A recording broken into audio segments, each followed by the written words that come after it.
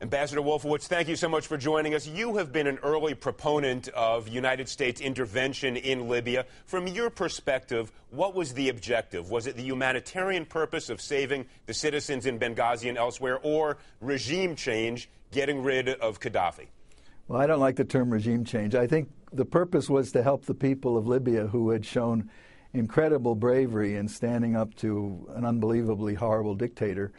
And yes, there's clearly a humanitarian objective here, but I think people make too sharp a distinction between humanitarian and strategic. When the Arab world is going through this unbelievable, massive change, it is very important for the United States, with our huge interests in the Arab world, to be on the side of freedom.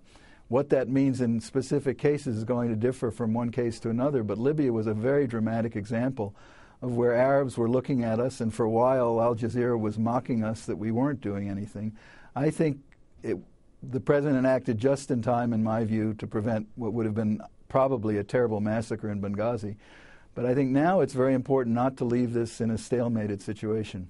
Well, that is my question. Have we acted, and the timing issue, I think many people were frustrated, and you're right, he acted just in time to prevent the massacre in Benghazi and to preserve the opposition, but have we acted with enough military force to permit success on the part of the opposition?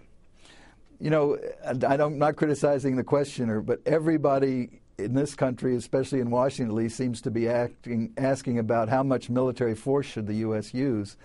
And what we're missing, and what was missing in the president's speech last night, is what can we do to assist the opposition? They have stood up with unbelievable bravery. They've just issued a statement of principles which, if it were a constitution, would probably be the best constitution in the Arab world. And we have yet to recognize them. We have yet to send emissaries to sit with them in Benghazi and find out more about who they are.